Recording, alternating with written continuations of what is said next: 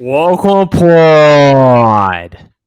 Welcome back into the Chris Mathis podcast. I'm your host, Chris Mathis, with Spencer Mathis, the co host, my brother, once more, as we get ready for football season to return as training camp is back across the National Football League.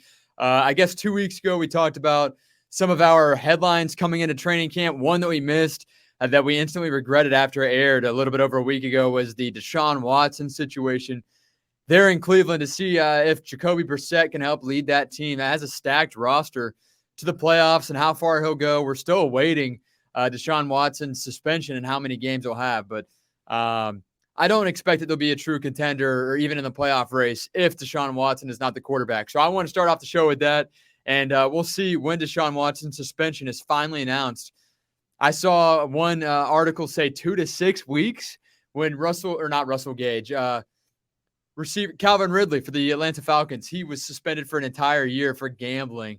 And they're going to potentially only suspend Deshaun Watson 2 to 6 weeks. I don't know, man. I think that's ridiculous. Yeah, I mean, if Deshaun Watson's suspended for over 8 games, I think they should look at bringing in maybe a different quarterback, like a veteran quarterback, maybe one who maybe had just retired last season in Ben Roethlisberger. It seems that they like to go with the trend of people that have sexual assault allegations sent against them. So why not bring in Big Ben? His arm's ready. He's been on the couch for a couple of months now. I think he'd be the perfect guy to get you 5 wins out of those 8 games. Yeah, he would. I just saw he actually threw out the first pitch this weekend at a Pittsburgh Pirates game, and it was a good ball. It really was He a good said his ball. arm's still feeling nice. I think he's trying to leave the door open. And I think that would be great for him because the Browns are the Steelers' biggest rival, and that's been a thing forever. And if he were to go to his biggest rival's team, he's a Cincinnati guy. So I think that would be a good fit if Deshaun Watson is suspended for over 8 games, which I think is most likely. I don't know if I'd really want to ride with Jacoby Brissett for those 8 games. You've seen him come in as a backup before, but I think maybe Big Ben, another guy with the allegations against him, would be a good fit in Cleveland. Yeah, and they already have a stacked roster. They have a better roster there than he had in Seattle or in Pittsburgh with the Steelers last season, even the year before that. As Ben Roethlisberger's career really declined, we saw him kind of slow down their offensive schematics, their attack there in the playoffs, and he was ultimately the reason why they lost. At one point, I think you even said that the Steelers, was it you that said the Steelers could maybe upset the Chiefs, or was it me? We talked about that. Yeah, it was me. Yeah, going to the playoffs. And I think midway through the second quarter, there was a shot. They were still in the game until the third quarter, and then I think Big Ben threw that game away, and that was it. Yep. I mean, he's at the end of his career, but I think he could give a team 8 games. I think so too, and I think as you said, did he really say that quote about his arm feeling good? Yeah. So I don't know, and they did an entire interview. I think his problem is that he's too much of a Pittsburgh guy. He loves Pittsburgh. He said, "I'm here, till the end." I don't know if he would do that to the Steeler fans, but it would be shiesty of him to do so. And if he wants to win or have a shot to get to the playoffs and time for Deshaun to come back and take him to the promised land, why not? Yeah. Why not? But training camp back across the National Football League. As I said last week, I have a cool opportunity here at 95.3 WDAE to report for the Buccaneers throughout the season, primarily as a home game coverage provider. I'll be providing content in terms of TikTok videos, tweets, player interviews, coach interviews, getting it to go into the locker room as well after every home game there at Raymond James Stadium to provide that coverage for WDAE. But with that comes the availability to go to training camp if I choose to do so.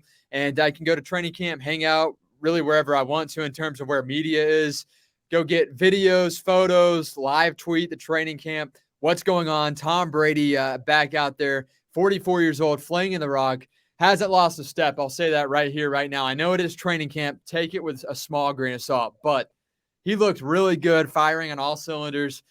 And the Bucs, when you look up and down their roster, once those guys come out onto the field, the wide receiver depth, the core there at receiver is unreal. And I would if Julio Jones, we'll get more into Julio here in a second, but if Julio Jones is potentially your fourth or fifth guy when Chris Godwin returns, that's insane. Even though Julio is 33, he did miss quite some time over the last 2 seasons. Just to have a guy like that with that experience as a number 4 is tremendous. And to have a guy like Tom Brady throw him the rock would be even crazier. But I got some really cool shots from my first ever training camp, whether it be as a fan or as a media reporter there at training camp over the weekend. And I'll show you guys a couple of these shots. And here's one from the end zone. I'm squatted down in front of the fans. That way I don't get in their way because those guys pay to go see Tom Brady. They spent an entire day. It officially began at 8:45 on Saturday morning. This is day 4 of Buccaneers training camp, and it was supposed to end around 10:30, 10:45, and it didn't wrap up until I want to say about 11:15. And then the players did post-training camp interviews, which was neat. I got to be a part of that with the other, I would say 12 to 15 other media members. But there's a shot from grass level, field view, right there in that end zone. And on the sideline over there, you can see the players just doing their thing, getting some water, nothing really going on there. And then as Dad said, always have to have boots on the ground. He used to say Spence knew more about football than me because Spencer actually had boots on the ground. And he does know more and obviously played football. I never played football, but here are boots on the ground. This is for Dad. That's the end zone chalk line right there to the left of my foot. And that was super cool. It was hot as hell. I think it was 92, felt like 96 at 10:15, something like that in the morning on Saturday. And then, of course, I was on the lookout for Tom Brady. You can see number 12 in the creamsicle uniform, practice uniform, looking beautiful right there. Getting ready to fling that rock around to, I believe that's Mike Evans on the left-hand side to his right, getting ready to run a few routes. I did not see Julio run some routes. He had his helmet off on Saturday. But just to see Julio, who's a massive guy, by the way. Julio Jones, 6'3", 220. Mike Evans, 6'5", 225. I don't know. I think Julio looks more jacked than Mike Evans. Yeah, Julio's huge. He's going to be a really big factor with Tampa Bay this season. It's all going to come down to protection because, as you know, Tom Brady, if he's getting rushed up the middle, isn't going to be getting away from anybody. And he's not the best quarterback under pressure. This is going to be a team that's going to be running 5 outs, getting the ball out quickly. And with the receivers that Tom Brady's going to have to throw to this coming season, it's going to be a very fast-paced offense. And it's cool to see these pictures of Mike Evans. You can see Scotty Miller, Tyler Johnson. I don't see Julio in the picture, but that receiving core down there in Tampa is going to be great. Yeah, no doubt. And I was watching, different groups go through different drills. Offensive line looks solid other than obviously Ryan Jensen, the starting center, going down last week, first week. That was a terrible blow for the Buccaneers. So it'll be interesting to see how the Bucs will try to work around that, losing a guy like Ryan Jensen, a veteran, Tom Brady's go-to guy. And we're going to have to see who really steps up and replaces him. But that's probably my number one question coming into training camp. I didn't really watch that too much because it is so early in terms of having to find that replacement with Ryan Jensen. But I did watch the core star groups such as wide receivers, tight ends, saw Cam Brate, Levante David, the outside linebacker, had a key interception, was running down the sidelines, had a pick six. He was as energetic as ever, and he was wearing sweatpants. He was the only guy on the defensive side of the ball wearing sweatpants for the Buccaneers. I thought he had a veteran day off. No, he did not. He was just out there sweating his balls off, really. And I was too. I was in shorts, sleeve, polo t-shirt. This guy's out there in sweatpants. After practice was over, got to see guys like Devin White, outside linebacker, phenomenal player for the Buccaneers out of LSU. One of the more electrifying linebackers in the league, one of the faster players in the league as well. He was super cool. And I'm telling you, I'm like, literally where that photo's taken, I could reach out and almost touch his shoulder pad. He was really cool, a great guy to talk with to the media. He answered every question, was enthusiastic about where the Buccaneers are at right now. Also saw a Buccaneers rookie as well, head coach Todd Bowles. It was really neat just to have that experience, and this was my first time, being a part of training camp. So I kind of just soaked it all in, wanted to get through the procedure side of things before I asked questions. And I'll do so this upcoming weekend at training camp. But all in all, just an awesome opportunity. And I think if you're a fan and you're interested, no matter what the team is, if you want to go see training camp and have never done that, I think it's a must. I know the Pugh family has always done that. And I thought, why would you go to training camp and go sit out there for 3 or 4 hours? But it really is a great opportunity, especially with inflation in terms of ticket prices across the NFL, especially with a team like the Buccaneers, to go spend $40 to go to training camp, see all these guys up close and personal for 3 hours, with a limited amount of fans, they only have a couple of thousand fans. You can really have really neat interactions up close and personal with the players, the coaches, the coordinators. They all will sign autographs. I saw former Bucs head coach Bruce Arians there. He was talking to fans. Jason Licht was there talking to fans. Just the interaction. So I can only imagine if you're a Falcons fan or a fan of any other team, if you want to go get that one-on-one interaction with players after the training camp session is over with, a majority of those players will do that, and they'll hang out. We saw guys like Christian McCaffrey of the Carolina Panthers after his training camp the other day, went up, saw some kids with some Oreos. So they traded Oreos for a pair of gloves, and the next day they gave him something else. I can't remember if it was another type of cookie or what, but they gave Christian McCaffrey something else, and McCaffrey gave him a signed pair of cleats. So just it's there, especially if you have kids or if you are a kid watching this podcast. Totally recommend checking out any training camp, not just the Buccaneers, of course, but any training camp of any team, especially a team that sucks, because you're not going to have much to look forward to on any given Sunday or Monday or Thursday night if your team's lucky to get a primetime game like that. Yeah, training camp's a time of hope for any team. Like whenever we were growing up, the Buccaneers were always absolutely awful, but you'd see highlights coming out of training camp. You'd get excited. The season would come along. Your team goes 2-14. I think Atlanta Falcons fans are in the same position right now that we were back then. Falcons are going to be bad this year, but it will be cool if you want to go down to Flowery Branch and watch some training camp of the Atlanta Falcons with their quarterbacks Marcus Mariota and Desmond Ridder throwing the ball to their receiving core. Yeah, I mean, they lost Russell Gage to the Buccaneers this offseason. Calvin Ridley suspended for the entire upcoming season. They lost their running back that they signed last year, who didn't really do anything, but it's a restart at that position as well. Mike Anderson, former Panthers running back? Mike Davis, yep. And then also Julio Jones, who wasn't with the team for the last 2 seasons. He went to the Tennessee Titans. But to see Julio signed to an NFC South rival with the Tampa Bay Buccaneers, huge get there for the Buccaneers and Tom Brady and what this offense is trying to accomplish in his 3rd year with the Buccaneers. But Julio Jones dips out. Atlanta's going to be truly at the bottom of the pile in the NFC South. But Julio Jones and Tampa, again, probably the number 4 guy once Chris Godwin comes back. I think that's a pretty fair statement to make there, Spence. What do you think? Is Julio number 3, number 4, number 5 on this roster? Julio's number 5 on the Buccaneers roster right now. He's going to be behind. I think Godwin's regardless going to be your slot guy. Your 2 outside guys are going to be Russell Gage and Mike Evans. But maybe if Julio Jones is completely healthy, you could see him being on the outside opposite of Mike Evans, which would be absolutely insane for one-on-one passes. As long as he can stay healthy, that would be a thing that I could actually see. I could see him being the number 2 receiver in Tampa Bay's offense if he's healthy and Russell Gage isn't up to the par that he's been playing the last couple of years. One narrative that I've seen that has been kind of carried here in Tampa that I think is wrong is his threat in the red zone. I guess threat-wise, yes, he is a threat in terms of being in the red zone because his size, 6'3", 220. But you look at his touchdowns. He hasn't been a guy that's going to score a lot of points, a lot of touchdowns over the last couple of years. And that's why, in terms of fantasy, I've stayed away from Julio. And he had a pretty good quarterback, and he had a great connection with Matt Ryan there in Atlanta and just didn't really score touchdowns.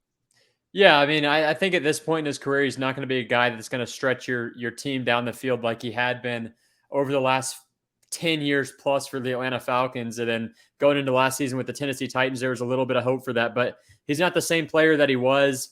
But I do believe that he will be a good red zone target for Tampa Bay just based off of his size alone. It's not like he wasn't scoring touchdowns because he was dropping like end zone passes. It just the Falcons weren't getting the ball in the red zone because once they get inside the 20, they're going to their tight end or their running backs.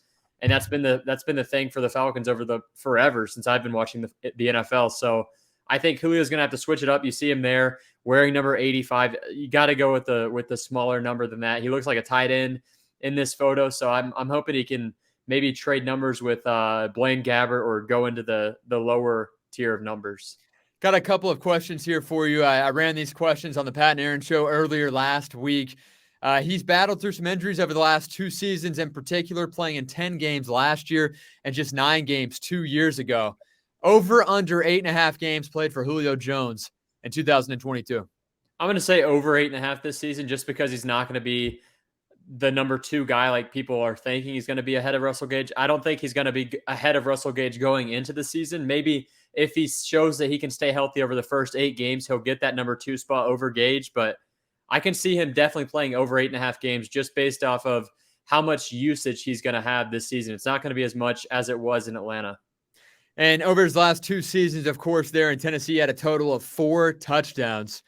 What do you think in terms of touchdown receptions for Julio Jones this year? Getting to play with a guy like Tom Brady, a big improvement, big upgrade from Ryan Tannehill. Well, a lot of people are comparing this to the Randy Moss signing back in the day, but the Patriots really didn't have a true number 1, but the Buccaneers already have 3 great receivers, so it's not going to compare to that. I do think Julio is going to have a pretty big season with Tampa if he can stay healthy, but that's a huge if with a guy like Julio Jones who's been injured so much during his career. So I'm going to say 4 or 5 on the season in touchdowns, but come playoffs, this will be a huge signing if Tampa Bay makes it, which they 95% chance they will. Yeah, I think obviously his experience, his ability to be so selfless in the locker room too. He was talking with the media the other day and he's like, hey, I'm not here to step on anybody's toes. I just want to win a ring. So this reminds me of, well, I think AB at this point when he signed with the Bucs was more talented than Julio at this point, his current signing with the Buccaneers.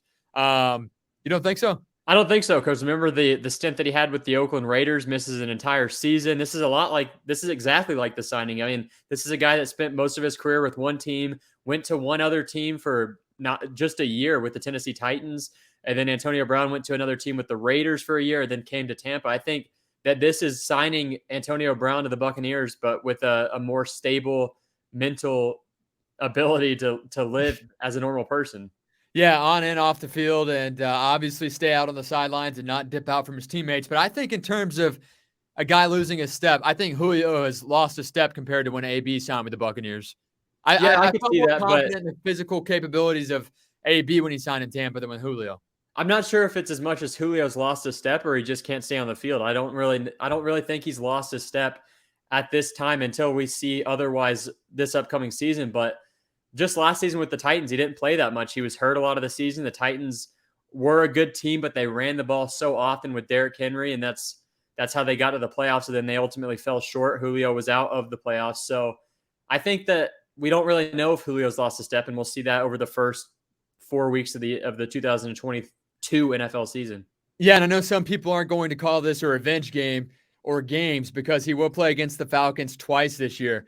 I consider it a revenge game, even though that he doesn't hate Atlanta by any means. I do think that anytime you go out and go play against the team that used to play for, especially the team that drafted you, he's going to go out there, and I think that he's going to finish with about 400 to 500 receiving yards this year, and I think a good 200 come out of those 2 games alone against Atlanta. Yeah, I mean, if he's a go against Atlanta, they've got A.J. Terrell, and that's basically it in their secondary. Don't get me wrong, A.J. Terrell's a top 4 cornerback in the league right now, but the rest of that secondary is not going to be able to cover Mike Evans, Chris Godwin, Russell Gage, Julio Jones, wherever he wants to line up next season. And if Julio wants to rock that game, he's going to go off. Yeah, it'll be really cool to see that, and that's one game that I'm sure Falcons fans, whenever they're getting slaughtered, because it will happen a lot, they're going to be okay with it because it is Julio and they love Julio. It's like Freddie Freeman coming back to Atlanta after he dipped out and went to, LA, and now they love him again. Yeah, I mean, Julio Jones is I don't know if he's really the same as Freddie Freeman at this point in his career, but I do think he'll have a pretty warm welcome back to Atlanta. But Julio Jones cooked the Tampa Bay Buccaneers for 9 seasons straight. I mean, that was the team that he killed the most. So I would love to see him in a different shade of red cooking his former team. Yeah, cook up some dirty birds there in the pot. He even spoke to the media about don't take it personal, Buck fans. I had to do my job and had to do what it took to beat the Bucs back in the day in Atlanta. Let's move on now to some quarterback. I don't know if I'd call it controversy, but it was an interesting story. A headline was Kyler Murray's 5-year extension with the Arizona Cardinals, $230.5 million deal. Huge for a guy like Kyler Murray, huge for any quarterback at the NFL level. But what was interesting was the fact that his contract had a clause that said that this player must complete at least 4 hours of independent study time each week, including or excluding any bye week during each playing season as defined below during the terms of the contract. So every week, Kyler Murray, once he signed this deal, agreed to putting in 4 additional hours per week of more film study, more time on his own, trying to learn coverages more, understand his offensive schematics a little bit more, the play calling, everything. He had to spend 4 more hours per week, according to his contract, than he did before. And that was one of the main clauses in order to get his huge option, this new extension with the Arizona Cardinals. Which, before we get into what he said and what happened after this, when you first saw this news and you saw that this was a part of his contract, what were your initial thoughts? That's never good news if you're putting in a contract that your guy can't play video games. He has to study 4 extra hours. That obviously means that it has been a distraction over the past couple of years with the Cardinals. And you see the Arizona Cardinals start off every year with a great record. The first 8 games last season, they were 8-0, and they barely made the playoffs, and they weren't good. I mean, they completely fell apart. Kyler Murray in the second half of the season was awful. DeAndre Hopkins got injured down the stretch, but it doesn't really matter because Kyler Murray obviously doesn't put as much time into studying as he should. I mean, he came out and said that a guy like him winning Heisman, winning 42 straight high school football games, never losing one. I mean, he said that it's insane that he's had this success if he doesn't watch film, but it's obviously an issue with the Arizona Cardinals. And you don't want to see this for a guy that's being paid top 5 quarterback money, who's not a top 5 quarterback in the NFL, and he will never be because he's 5'10". He can barely see over the offensive line. If you stop him from running, it's over. I mean, you never see quarterbacks under 5'10" win a Super Bowl unless your name is Drew Brees. I mean, who was the last under 5'10" besides Drew Brees and Russell Wilson? That's it. Those are the only 2 quarterbacks that I can think of. And people say that the prototypical quarterback is going away at the moment, but you see guys with the stature of Tom Brady still winning Super Bowls. You see Patrick Mahomes. Last season, you see Matthew Stafford. These are all prototypical quarterback builds. And then you have Josh Allen, who's an absolute freak, but he's also 6'5". So you've got to be able to see over your offensive line if you want to win a Super Bowl in the NFL. And to pay a quarterback who's 5'10" this much money, who obviously has issues studying, is a bad look for the Arizona Cardinals. And we'll see how this turns out for them. I'm not seeing a great end to this. Yeah, and we saw last year in the playoffs, Kyler he threw that game away, that final playoff game. I forget who they were playing, but we were watching that. He threw the game away, and as the leader of the team, the quarterback, his demeanor, his body language is so poor. And to me, some people think that that's an over-exaggeration. To me, that was true as could be. That was right on the money in terms of seeing his body language after he forced that issue, after he had 2 key turnovers backed up in his own red zone. I mean, they were back with their backs up against the wall along the goal line. He threw 2 picks. I think he had a fumble or took a terrible sack too. And I'm like, okay, it's one thing if you have, bad moments like that, but you own up to them. Your body language is, shifting the other way on the sidelines. You're still trying to get your team up. But there's several times where he's just chilling on the bench like this, just looking down and disgust. Yeah. It's the second quarter. The game's nowhere close to being over with, and he's already thrown in the towel, and he's the reason why they're behind. Yeah, and it's very similar to a guy like Baker Mayfield, same stature. You see the clip of him throwing an interception and walking down the sidelines. 100 yards he walked and not one Browns teammate looking at him. Just shows that he doesn't really have the command that a quarterback needs to have in order to lead a team. And you don't really see that out of Kyler Murray. I just don't think that he is a top 10 quarterback in the league. He may be top 15, but you're not going to win a Super Bowl with him. And I think this contract was a little unjustified. I get the Arizona Cardinals had to pay Kyler Murray money because he's going to, either way, with how the market's moving, he would have signed anywhere else with this same contract. But I just don't think it's deserved. Yeah, I would agree. I think if he went elsewhere, he probably would have got more because they were trying to pull him away from Arizona and say, hey, you know what? Here's a couple more $1 million. I think he is overpaid, but he's a good quarterback. If you take him out of Arizona, Arizona is absolutely irrelevant. I think that's fair to say. I don't think they'll ever be a Super Bowl champion quarterback. But I think if you take him away, they're back. When they drafted him first overall, they were at the bottom of the league. I think if he's away from that team right now, they're still a bottom 5 team. Yeah, I view Kyler Murray as a way worse version of Lamar Jackson. Lamar Jackson, if he had some receiving talent, would be very good. He hasn't won a playoff game yet, but if they can get some receivers around him, I think that he is a good quarterback. I don't see the same thing with Kyler Murray. Lamar Jackson's faster, bigger, stronger. He can throw better. I don't know. I don't know about Kyler Murray. We'll see how he does this upcoming season. The NFC is wide open. You've got a couple of top dogs in the NFC, but anyone can win the NFC this season, which is not the same as the AFC. You see the AFC West, the top teams are going to be coming out of there next season. But we'll see how Kyler Murray does with Arizona next season. I just don't think that they've really got any better. The issue with Lamar is that I don't think that offense or that schematic kind of attracts a wide receiver to come to Baltimore because they do quick throws. He's never thrown the ball down the field 40-plus yards.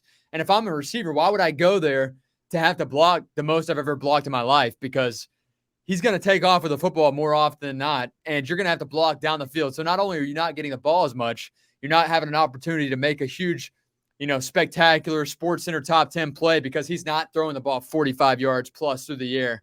You're having to block at all times and always stay active. So I would never go play for Baltimore if I'm a receiver until Lamar Jackson or until that offensive game plan changes to show off his arm strength if he really has it.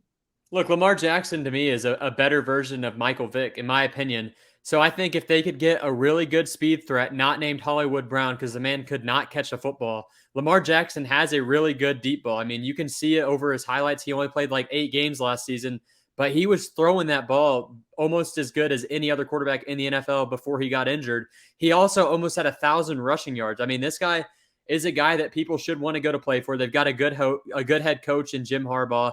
He's been there forever. I think the Baltimore Ravens are a team to watch out for in the AFC if Lamar Jackson can stay healthy this season, which hasn't really been a problem with him besides last season.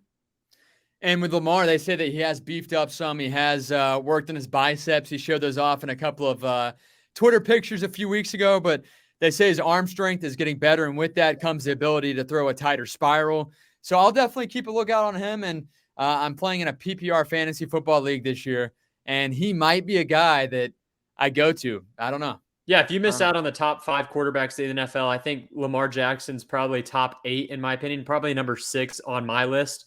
But if you miss out on the first 5 and you can land Lamar Jackson, maybe you miss out on the first 10, you get Jalen Hurts. Those are 2 options that are good. Lamar Jackson obviously better than Jalen Hurts, but Jalen Hurts with the weapons that he has at his disposal this upcoming season with the Eagles should be a pretty good PPR quarterback. So either one of those 2, you definitely want a guy that can run the ball though if you're playing in that kind of league. And with more quarterback talk, the Arizona Cardinals had to deal with some backlash from Kyler Murray, who said it's disrespectful. It's almost a joke, which is weird to me that he said that publicly because he saw the contract and he signed it and obviously didn't complain, because at the moment that he signs that contract, if he would have complained and made a big deal out of it, they would have taken this out of his contract, that clause, immediately. Instead, he waited to see the backlash, the uproar from fans across the National Football League. I'd imagine some players too, other quarterbacks laughing at this. And then he says this, and the Cardinals decide to update and take that independent study clause out of his contract. Look, I'm honestly surprised that the Arizona Cardinals didn't issue Kyler Murray a bedtime or something like that, because, I mean, if you're having to give an independent study clause onto a contract of a guy that just signed $230 million over 5 years, if you're putting that he needs to study 4 hours a day and get off the video games, I mean, that's treating him like a kid, which he has the same stature as one. I mean, that's a big meme in the NFL. He is compared to Ant-Man a lot if NFL players were superheroes. So, and he's got diapers. Yeah, this guy, I mean, it is a bad look for Kyler Murray. I don't really know if it's such a bad look for the Arizona Cardinals, but I think that they should have stood their ground and kept this, because now Kyler Murray is going to sneak off in the middle of the night and start playing video games when he should be studying. And there's been a lot of talk in terms of quarterback situations across the league. We talk about Deshaun Watson, his potential suspension. Is Jacoby Brissett going to be that guy there in Cleveland to help push this team deep into the playoffs, even make them a real true competitor in the playoffs or even in that AFC North? We talked about Kyler Murray's new contract situation, and then the Cardinals taking that clause out of his contract and it being a real uproar. I found it funny. I don't think that he's worth that money. I think if you have to put that contract, that clause into your contract, it says a lot about your character, your maturity level as well. And then his presser, in which he brought up the fact that, as you said, one of the shorter guys in the league, a guy that was drafted to play in the MLB. I went undefeated in high school football, one of, if not the only guy to ever do that. I think if you have to back yourself up like that publicly, for me personally, I think you're saying, hey, you know what? They're right. I'm going to try to cover it up and try to prove all the things that I've done correctly. Maybe I don't study the film as much as I should. There's also another quarterback situation across the league. I think that Kyler Murray needs to actually take some advice from Lamar Jackson, because Lamar Jackson has been called a running back every single year by NFL fans over the last 3 seasons, and he hasn't came out and said one thing about the things that he did in college. He won a Heisman. He was great in high school. He's been great in the NFL, way better than Kyler Murray has been. He's an MVP in the NFL. He hasn't said anything about that. And he's been compared to a running back his entire career. So I think Kyler Murray should stay hushed about this. I mean, your accolades, we see that you have the accolades, but what has he really done in the NFL thus far? Yeah, not much other than what stands out to me was his performance in the playoffs last season. Now we talk about quarterbacks again. We talked about Ben Roethlisberger earlier, if he could go to the Cleveland Browns. Now we're talking about the Pittsburgh Steelers situation. They bring in a guy in Mitch Trubisky who's entering his 6th year in the NFL. He was a former 2nd overall pick by the Chicago Bears coming out of North Carolina, which was a ridiculous pick for the Bears back in 2017. And he comes to Pittsburgh, a 6th-year quarterback, coming off of 1 year removed as a backup to Josh Allen there in Buffalo. They have Mason Rudolph still on the roster there in Pittsburgh, 3rd-round pick from 2018. He's been a guy that's filled in as a quarterback, and he's done a decent job when he had to. And then they have Kenny Pickett, who was a 20th overall draft pick this year out of the University of Pittsburgh. All of that to say this, there's now somewhat of a quarterback carousel there in Pittsburgh in regards to who that quarterback will be. And the offensive coordinator there in Pittsburgh for the Steelers, Matt Canada, says that Mason Rudolph has a great shot at being the starting quarterback. He's been treated that way throughout the first 4 or 5 days of Steelers training camp. Yeah, look, for me, this is very worrisome for the Pittsburgh Steelers. I mean, you just drafted Kenny Pickett 20th overall. You paid good money for Mitchell Trubisky. And then this guy, Mason Rudolph, who was bashed over the head with a helmet by Myles Garrett 2 or 3 years ago, is doing the best out of all these quarterbacks. If you look at Steelers beat reporters, yeah, right here, you see Mason Rudolph is doing way better than Trubisky. Of course, he's going to be doing better than Kenny Pickett, who's a rookie. But look at this. I mean, 4 touchdowns, no interceptions, 68.9% completion percentage compared to your number 2 guy in Trubisky, who's throwing 50% completion percentage, 3 touchdowns, 3 interceptions. So Kenny Pickett obviously not going to be the starter going into the season. That's why he signed a guy like Mitchell Trubisky. Mm-hmm. But if Mason Rudolph wins the starting quarterback job over Trubisky, I'm going to be very worried for the Steelers, because you look at the AFC North right now, you've got the Cincinnati Bengals way better than the Steelers. You've got the Cleveland Browns better than the Steelers, even if Jacoby Brissett has to start 8 games. And then you got the Baltimore Ravens, who went 8-9 last season, and Lamar Jackson only played half the season. So the Steelers are in jeopardy of being the worst team in the AFC North, and you might see a guy like Mike Tomlin get fired because of this. I mean, he's never been under 500, but I think this is the year they're going to be under 500. That team on paper doesn't look great. They've got a good receiving core. Their secondary is bad. They've got a decent defensive line. Their offensive line isn't great. They've got Najee Harris at running back. He's pretty good, but the quarterback room is going to be difficult if Mason Rudolph is your starter. And even if he's not, it's Mitchell Trubisky, who's not proven anything in the NFL either. So, and even though they did pay Mitchell Trubisky all of that money, when you think about it, if these are the numbers in 2 weeks in training camp, the next 2 weeks, these numbers stack up hand in hand. They still coincide. You still see the much improved quarterback in Mason Rudolph over Mitch Trubisky. I think Rudolph obviously knows the system much more. He's been there 4 years. He's started for the Steelers before. I think that Rudolph would be the starter if these numbers stay consistent throughout training camp. I mean, I could see that, but Mason Rudolph, I mean, I've seen him play a lot of games. He's just not a good quarterback. He's not an NFL caliber quarterback. Trubisky has shown something before 3 years ago, not as of recent, but he came in, played with the Buffalo Bills last season, had a touchdown, didn't throw any interceptions, which was nice for him. But if it's not Mitchell Trubisky and you've got Mason Rudolph behind the helm of the Steelers offense, who's been there for 4 years, you know what you have with Mason Rudolph. I don't care if he's doing good in training camp.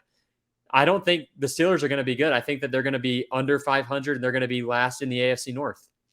Okay, let's say it's Sunday, September 11th. Steelers are getting set to take on the Cincinnati Bengals there in Cincinnati. Who is the starting quarterback for the Pittsburgh Steelers? Mitchell Trubisky. It's got to be. He's more athletic than Mason Rudolph. He's got a little bit more experience, of course, than the rookie Kenny Pickett. I mean, it's got to be Mitchell Trubisky first, and then Rudolph, and then Pickett. But if it's Mason Rudolph to start your season, you're throwing the season away.